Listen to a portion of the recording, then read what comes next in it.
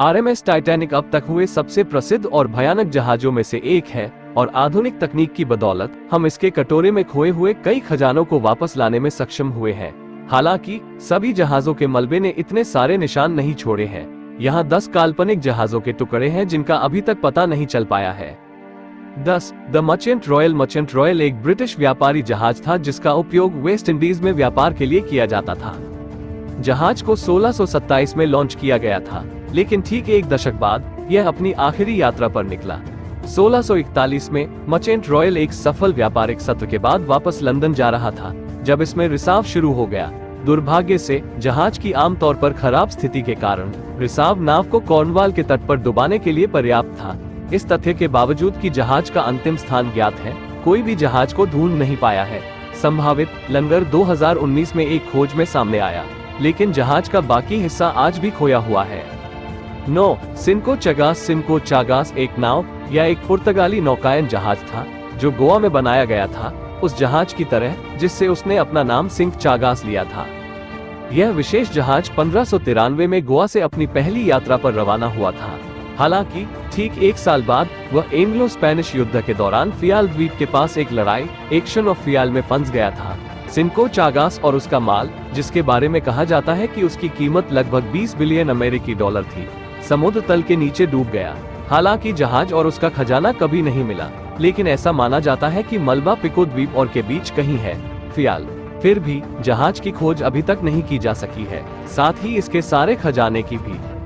8 Santa Maria. Santa Maria Christopher Columbus के प्रसिद्ध जहाजों में से एक है, जिसका उपयोग उन्होंने 1492 में अमेरिका की अपनी प्रारंभिक यात्रा के लिए किया था। यह उन 3 जहाजों में से एक था जिन्हें वो अपने अभियान पर अपने साथ ले गए थे। हालांकि अफसोस की बात है कि यह जहाज अपनी 2 बहनों से अलग है। इसे अमेरिका में कभी नहीं बनाया जाएगा। 1492 में क्रिसमस की पूर्व संध्या पर एक केबिन बॉय ने नाव की कमान संभाली, जबकि अधिक अनुभवी चालक दल के सदस्यों को कुछ नींद आ गई। जहाज को ठीक से चलाने का तरीका नहीं जानने के कारण केबिन बॉय ने नाव को हैती के तट से दूर एक मूंगा चट्टान में चला दिया। हालांकि चालक दल खुद को और अपने माल को जहाज से बाहर निकालने में कामयाब रहा, लेकिन जहाज डूब गया और फिर कभी दिखाई नहीं दिया। आज ऐसा माना जाता है कि जहाज रेत की इतनी परतों के नीचे दबा हुआ है कि संभवतः इसे कभी भी वापस नहीं पाया जा सकेगा। 7 ले ग्रिफोन। ले ग्रिफोन एक फ्रांसीसी जहाज था जो वहां मौजूद कई अन्य जहाजों के विपरीत समुद्र के बजाय संयुक्त राज्य अमेरिका में ग्रेट लेक्स में संचालित होता था।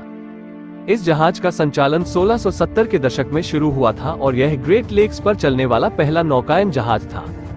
कई वर्षों की सफल नौकायन के बावजूद जहाज सितंबर 1679 में अपनी आखिरी यात्रा पर रवाना हुआ, जब वो मिशिगन झील से मैकिनेक की यात्रा पर निकला था।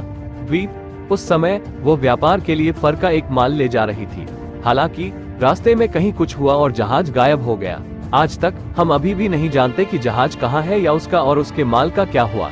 हालांकि खजाने की खोज करने वालों ने मलबे को खोजने का प्रयास किया है, लेकिन 2023 तक उनके प्रयास व्यर्थ रहे हैं। 6 फ्लोर डे ला मार्च। फ्लोर डे ला मार पुर्तगाल में 1502 के आसपास बनाया गया था और इसका उपयोग व्यापार और युद्ध दोनों के लिए किया जाता था। 1511 में मलक्का की अपनी निश्चित यात्रा करने तक जहाज का करियर अपेक्षाकृत सफल रहा। समस्या ये थी कि इस समय जहाज 9 साल पुराना था और पहले से ही लीक के लक्षण दिखने शुरू हो गए थे और नियमित मरम्मत की आवश्यकता थी। फिर भी जहाज बिना किसी घटना के मलक्का जाने में कामयाब रहा, जहां अफवाह है कि उसने सोने, हीरे और अन्य खजानों से भरा माल उठाया था। बंदरगाह छोड़ने से पहले जहाज को असुरक्षित माना गया था। हालांकि इसने चालक दल को नहीं रोका। अपनी संपत्ति को लिस्बन वापस लाने के लिए दृढ़ संकल्पित होकर जहाज फिर से पुर्तगाल के लिए रवाना हुआ। दुखद बात यह है कि जब जहाज मलक्का जलडमरू मध्य से होकर गुजर रहा था तो तूफान आ गया और जहाज और उसमें मौजूद सारा सामान नीचे चला गया। बेशक चूंकि जहाज इतनी सारी दौलत से लदा हुआ था, इसलिए जहाज को खोजने के लिए खोज के प्रयास शुरू किए गए। इसके बावजूद जहाज कभी नहीं मिला और आज भी उत्सुक खजाना शिकारी खोई हुई नाव को वापस पाने में असफल रहे हैं। 5 एमएस मुंचेन। एमएस म्यूनचेन हापाग लॉयड कंपनी का एक जर्मन लाइटर जहाज या लैश जहाज था। यह 1972 में बनाया गया था और आमतौर पर ब्रेमरहेवन, जर्मनी और जॉर्जिया, संयुक्त राज्य अमेरिका के बीच रवाना हुआ था। 7 दिसंबर 1978 को जहाज स्टील कार्गो और 28 चालक दल के सदस्यों को लेकर अपने सामान्य मार्ग के साथ अपनी 62वीं यात्रा पर रवाना हुआ। हालांकि इस बार यात्रा हमेशा की तरह नहीं चली। 12 दिसंबर की सुबह किसी समय खराब मौसम के कारण जहाज ने संकट की सूचना दी। सिग्नल सुबह लगभग 7 बजे तक जारी रहे और बाद में उस शाम एक खोज दल लॉन्च किया गया।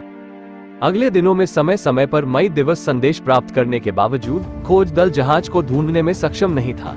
13 विमानों और 80 व्यापारी जहाजों द्वारा 8 दिनों तक शिकार करने के बाद खोज दल को बंद कर दिया गया।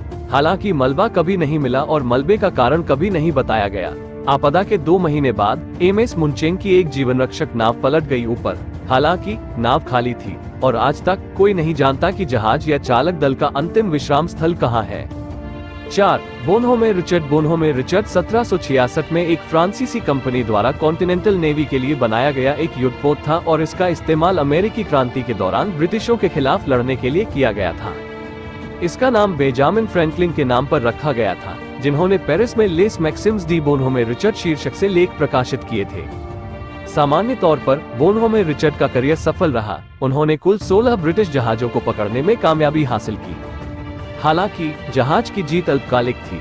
23 सितंबर 1766 को जहाज दुश्मन की गोलीबारी की चपेट में आ गया और जहाज जलने लगा। नाव को बचाने के 36 घंटे के प्रयास के बाद जहाज अंततः डूब गया। हालांकि जहाज कभी नहीं मिला। अमेरिकी नौसेना के राष्ट्रीय संग्रहालय में जहाज का एक मॉडल मौजूद है, इसलिए यदि आप इस बारे में उत्सुक हैं कि यह जहाज कैसा दिखता होगा, तो आप इसे देखने के लिए वाशिंगटन डीसी की यात्रा कर सकते हैं। 3. SS marine sulphur queen. SS marine sulphur queen एक T2 टैंकर था जिसे तेल ले जाने के लिए 1944 में पेंसिल्वेनिया में बनाया गया था। हालांकि 1960 में जहाज को एक ऐसे जहाज में बदल दिया गया जो पिघला हुआ सल्फर ले जा सकता था। अफसोस की बात है कि यह सबसे अच्छा निर्णय नहीं था। 2 फरवरी 1963 को सल्फर वाहक बनने के ठीक 3 साल बाद वो अपनी अंतिम यात्रा पर निकली। हालांकि जो विशेष रूप से अजीब है वह यह है कि जहाज ने कोई संकट संकेत नहीं भेजा, यह बस गायब हो गया। 4 फरवरी को एक स्थान रिपोर्ट देने के बाद जहाज सभी संचार रडार से गायब हो गया, जब यह फ्लोरिडा के दक्षिणी तट पर कहीं था। अपने लापता होने के दौरान जहाज ने अपने साथ चालक दल के 39 सदस्यों की जान ले ली। हालांकि जहाज के मलबे के लीबिया के रेगिस्तान में मिलने की एक रिपोर्ट थी, लेकिन इसकी पुष्टि नहीं की गई है और जहाज के मलबे का स्थान आज भी एक रहस्य बना हुआ है। 2. USS cyclops. यूएसएस साइक्लोप्स एक कॉलियर था जिसने यूरोपीय जल, कैरेबियन और अटलांटिक समुद्री तट पर अमेरिकी युद्ध प्रयासों में मदद की थी। इसे 1910 में फिलाडेल्फिया में बनाया गया था और मार्च 1918 की शुरुआत तक सफलतापूर्वक संचालित किया गया था। तभी जहाज ने ब्राजील की यात्रा की। दक्षिण अमेरिकी देश से अमेरिका वापस लौटते समय जहाज और उसका पूरा दल बिना किसी निशान के गायब हो गया। इस तथ्य के कारण कि यह प्रथम विश्व युद्ध के दौरान था, अमेरिकी नौसेना को संदेह था कि एक जर्मन पनडुब्बी ने जहाज को डुबो दिया था। जहाज को पुनर्प्राप्त करने के लिए कई खोज प्रयास शुरू किए गए थे, लेकिन इसे कभी भी पुनर्प्राप्त नहीं किया गया था। आज तक हमें इस बारे में कोई जानकारी नहीं है कि जहाज क्यों डूबा या कहाँ है। हालांकि कई सिद्धांत सामने आए हैं।